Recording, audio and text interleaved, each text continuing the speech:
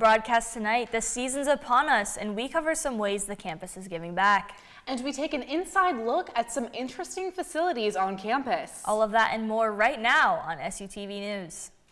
Thanks for joining us on SUTV News. I'm Carson Devitt. And I'm Maddie Shively. For those who plan to stay over Thanksgiving break, a Thanksgiving dinner seems far out of budget. However, there are plenty of financially feasible and easily prepared meal options for students. Thanksgiving in the dorms doesn't mean you have to be alone.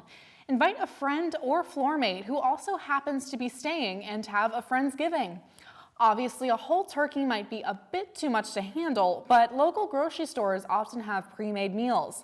If turkey isn't your style, other options like chicken, sushi, and various pastas are also available, along with sides like mashed potatoes and mac and cheese, hot and ready to be served, all for a reasonable price. But in the end, Thanksgiving is a day to be thankful, so make the most of it however it suits your individual taste. Unconventional things often lead to new traditions and lasting memories. Over the past few weeks, Elon Musk has been making some aggressive changes to Twitter. Let's take an in-depth look as to why people are unhappy with Musk's leadership and hear some opinions from a few Shippensburg students. Newly appointed Twitter CEO Elon Musk is facing criticism for the sweeping changes being made to the app.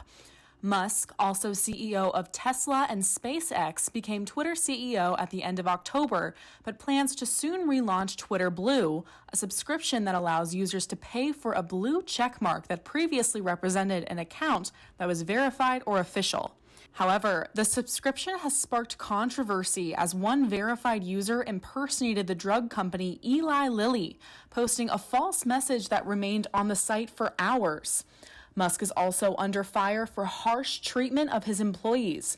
Since taking over, Musk has sent out a company-wide email demanding employees to commit to working long hours.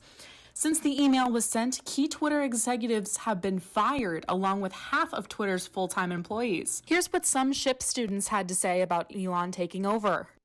It sucks that someone like Elon Musk is now running Twitter and has control over what is already a very flawed website and platform, which has a lot of issues as is.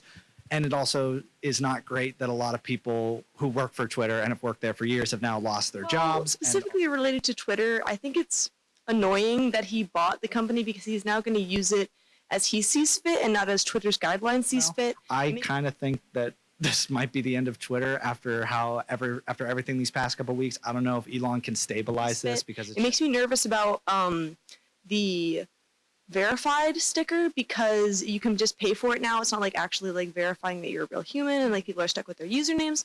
I just think it was better before that way, and I don't like people who have a lot of money being in a lot of power.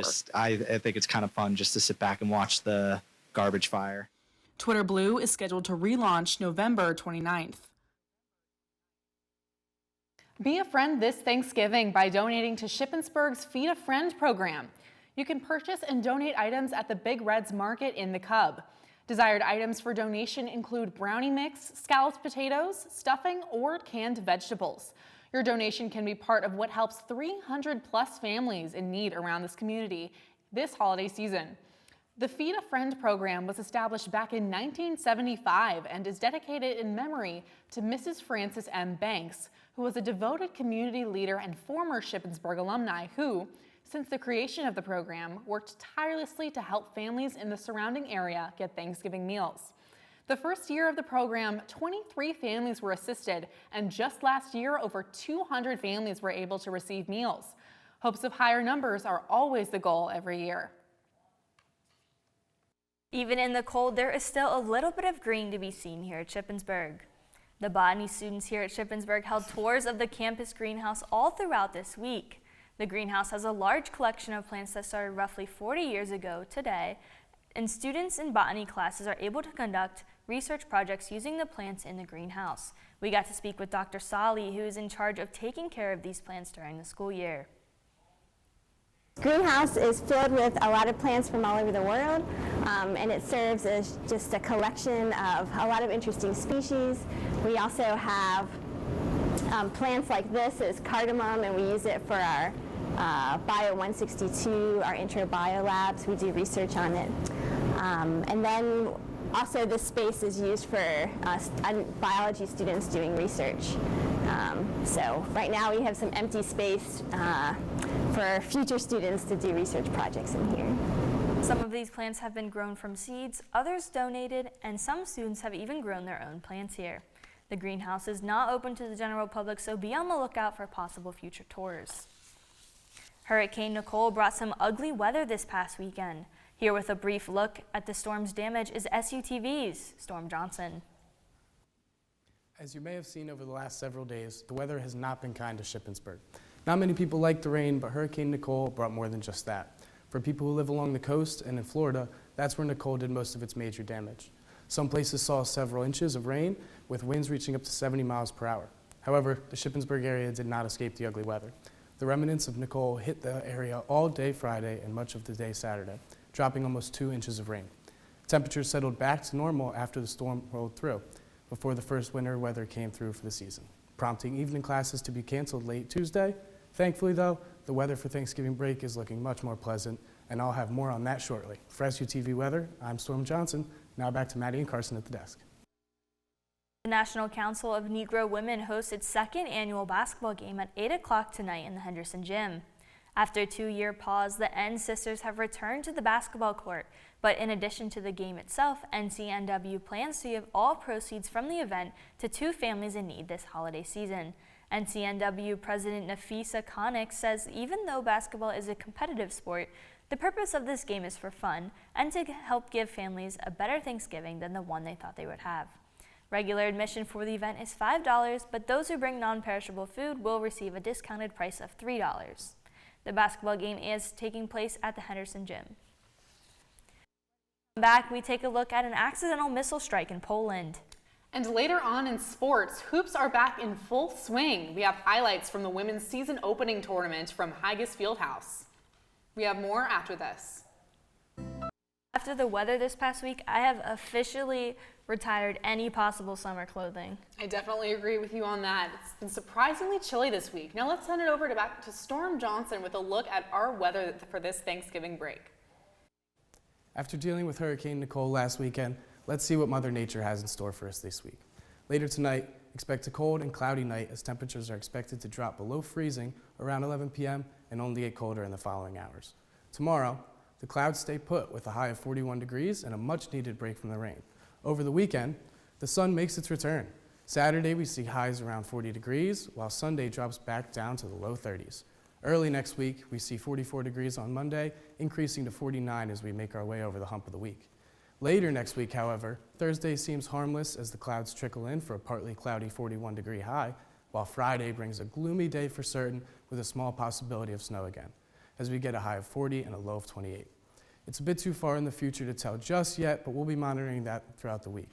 Just last Tuesday, we got hit with our first snow of the year, so even if the snow holds off this Friday, it's that time of the year to make sure you bundle up and check your ship email often for class cancellations and safety announcements. After a hectic week of weather, I know I'm excited for some drier days ahead. With that, I'm Storm Johnson, and as much as I'd love to stick around, it's time to send you back over to Maddie and Carson at the desk. The actor behind Mr. Brown is writing a memoir. Let's go to Haley Galaskis, who has this week's world news. NATO leaders are working with Poland to determine the origin of missiles that hit near a town that borders Ukraine. 2 people were reportedly killed, but Russia's defense ministry says they have nothing to do with this. A spokesperson for the U.S. State Department saying they can't confirm the strike in Poland. The NATO country now calling on its allies for support. Jen Sullivan breaks down the reported attack and explains how global leaders are reacting. Plumes of smoke fill the sky in the town of Przewidów, Poland, where 2 possible missiles landed, killing at least 2 people. It's unclear where these projectiles came from, but this town borders Ukraine and happened roughly at the same time Russia launched its biggest wave of missile attacks on Ukrainian cities in more than a month, leaving some to question whether Russia played a role. Today happened what we warned about a long time ago. This terror is not limited to our national borders. It has spread to the territory of Moldova, and today, Russian missiles hit Poland. Russia's defense ministry denies their involvement, but the possible attack has many global leaders on edge. A NATO official saying, "We are looking into these reports and closely coordinating with our ally Poland." The U.S. echoing a similar sentiment. We agreed to support Poland's investigation into the explosion in rural Poland near the Ukrainian border, and I'm going to make sure we figure out exactly what happened. The Pentagon saying the U.S. would defend its NATO ally. We will defend every inch of NATO territory. I'm Jen Sullivan reporting. The federal government is warning people to stop riding a particular kind of electric skateboard. The U.S. Consumer Product Safety Commission sent out a public warning about the One Wheel on Wednesday. The agency says it evaluated the self-balancing electric board and found it can fail to balance or suddenly stop while in motion, ejecting the rider. They say between 2019 and 2021, at least 4 deaths were reported due to head trauma because of the One Wheel. The agency also received several reports of serious injuries to riders, including traumatic brain injury and paralysis. Future Motion, the company behind the One Wheel, responded to the notice in a statement saying their boards are safe and the risks are comparable to any other board, sports, and recreational products. To an anchor who has truly become beloved by audiences worldwide, powered by his best-known roles in Downton Abbey, Notting Hill, and Paddington, Hugh Bonneville has starred alongside the likes of Julia Roberts and Judi Dench, and as Mr. Brown in Paddington. Now Bonneville has put pen to paper with playing Under the Piano, a memoir reflecting on how he went from quiet, shy child to the big screen, to the deep pain of witnessing his father's battle with dementia. To be honest, that's pretty much what our producer said to me when we signed up. Of course, you know, we're optioned for 3 seasons, but he said, let's face it, shows like this never run more than, you know, the 7 or 8 episodes that we did in that first season. And so we were all, you know, really wonderfully surprised when it took off in the way that it did. And has it followed you around? I mean, when people see you, do they identify with you as Lord Grantham or any of your other roles? How big a role, in other words, does it play in your life? Well, I often play a little game with myself while walking down the street, and you get that sort of little twinge of recognition from someone, and you think, well, is this going to be about Paddington, or is it, about Downton Abbey? And often there's references to Labradors or indeed bears, you know, who love marmalade. But at least they're approaching me with, in a spirit of warmth and recognition. That's it for World News. I'm Haley Galaskis. Now back to Maddie and Carson at the desk. When we come back in entertainment, we have a review of Black Panther: Wakanda Forever. We have more after the break. What's coming up in this week's edition of The Slate? Here with a preview is The Slate's Ruthanna Gordon. Coming up this week in The Slate, our news section will cover the Trump 2024 presidential announcement and about the Page Center's Preventing Assault. Our opinion section will feature a Slate Speaks about Black Friday and columns about Hallmark Christmas movies, Self-Image for Women, and Ticketmaster. Ship Life will have your end of the semester horoscopes. Arts and Entertainment will also give us a video game review for Victoria 3 and a review of the SU Orchestra and Choir. The sports section will cover Maya Thompson's signing day, field hockey, and women's and men's basketball. Don't forget to follow us on Instagram and Twitter and Facebook at ShipUSlate, and be sure to read anytime at theslateonline.com.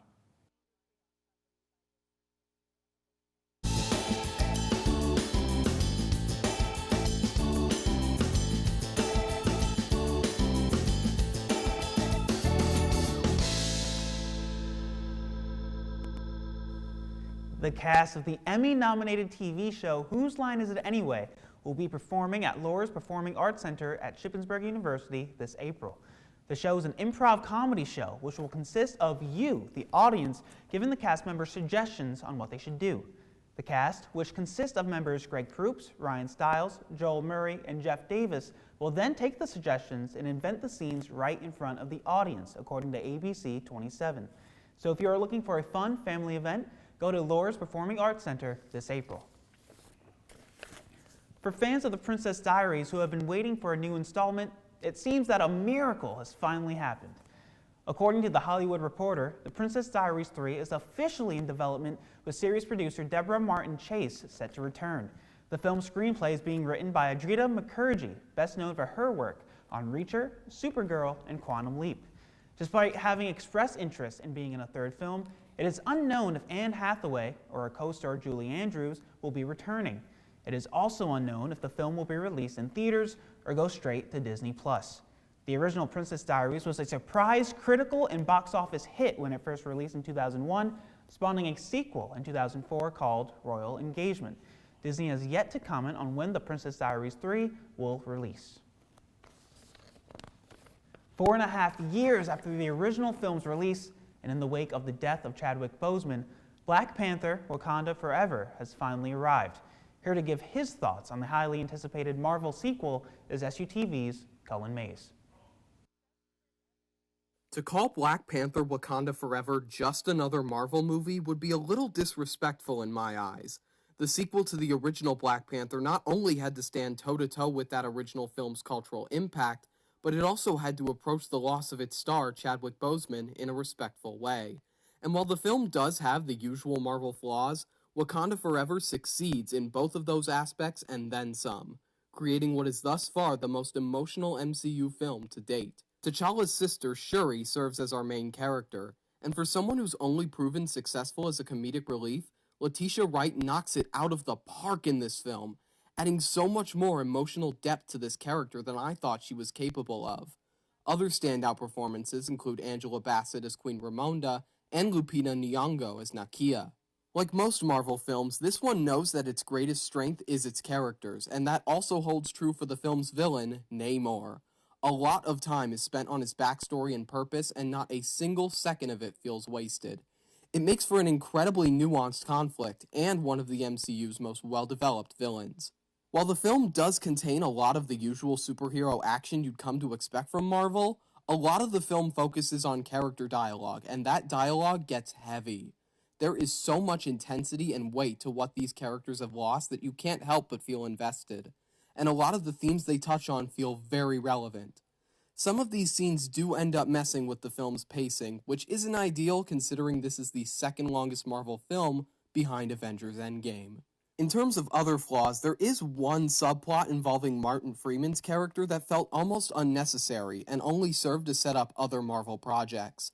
There were also several fun side characters, both new and returning, that I personally would have loved to see more of. Overall, while I'm still hesitant to say whether or not it's better than the first one, Black Panther: Wakanda Forever is a fantastic sequel that doesn't dwell too much on the fact that it's a Marvel movie, and instead takes its time to present such a powerful and emotional journey, both for the characters and for the real world. Above all else, this film stands as a perfect tribute to Chadwick Boseman and his legacy. This is easily the best Marvel project to have been released this year. For SUTV Entertainment, I'm Cullen Mays. After a jam-packed year for music with several acclaimed albums from top artists, the 2023 Grammy nominees were finally announced on Tuesday. Beyoncé leads the way with 9 nominations, more than any other artist this year. She will once again be going up against Adele, a repeat of what occurred in 2017 when both artists were up for Record, Album, and Song of the Year.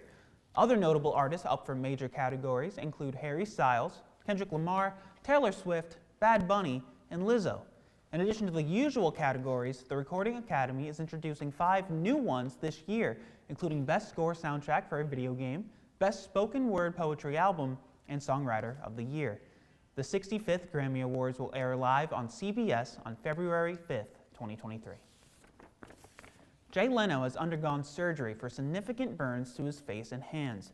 The former Tonight Show host is being treated at the Grossman Burn Center at West Hills Hospital in Los Angeles.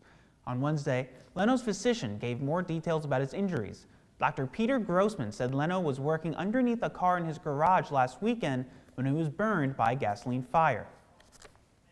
The burns that he initially sustained were a mixture of deep second-degree burns and possibly some third-degree burns. As I mentioned, burns progress. We've been watching these. Some of the burns to the face are a little bit deeper and a little bit more concerning.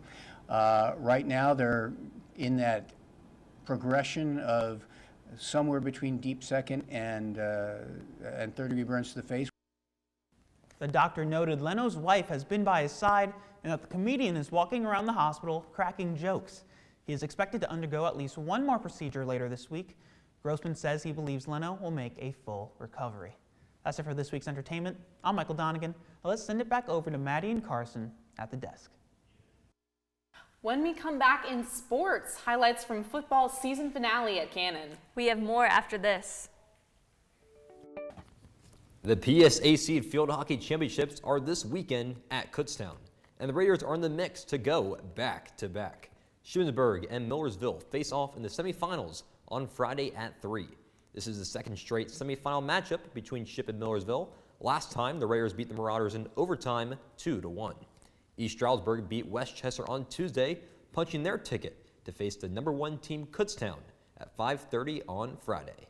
The winners of both games will play for the conference title on Sunday at noon.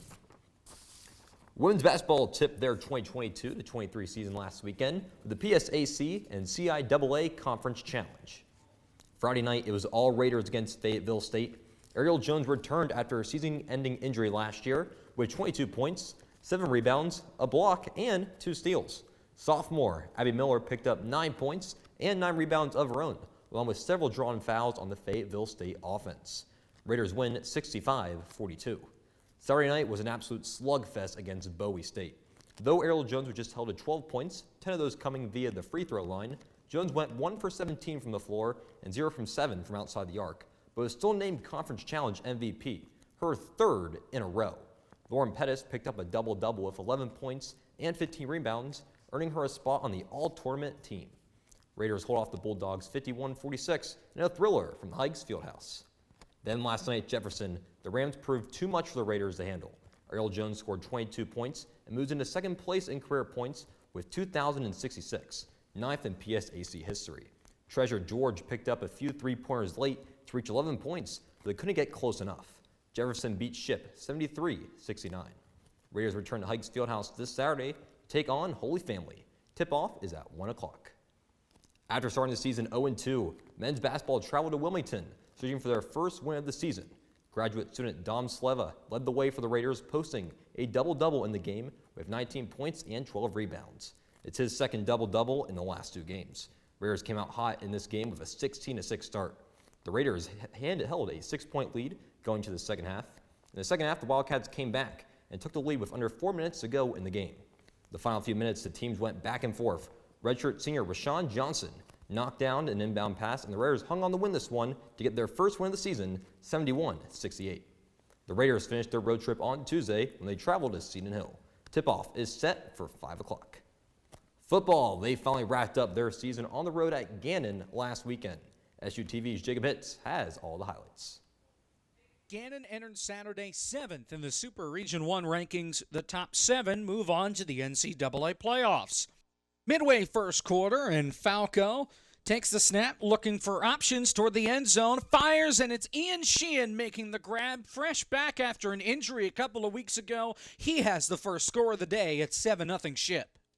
Then midway through the second, Gannon's quarterback Corey Curtis finds Demiris Freeman Jr. in a tight window in the end zone. An amazing catch, and we're tied at 7.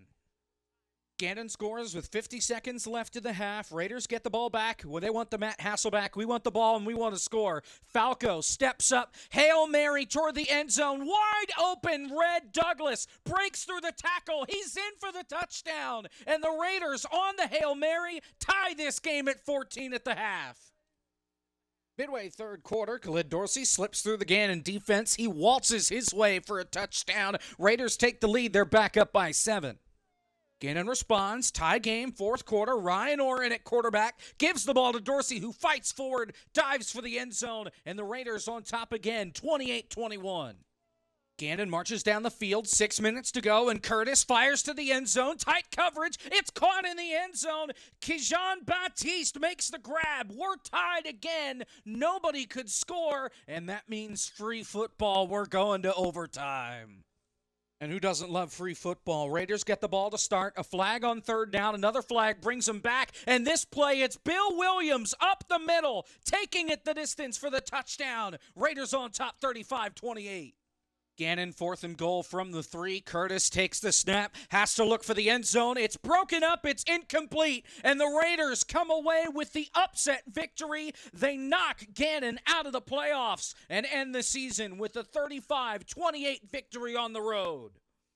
For SUTV Sports, I'm Jacob Hitz. That's it for sports this week. I'm Jay D'Razio. Now back to Maddie and Carson at the desk. When we come back, we take a look at a simple way to make a big difference in a kid's Christmas. Stay tuned.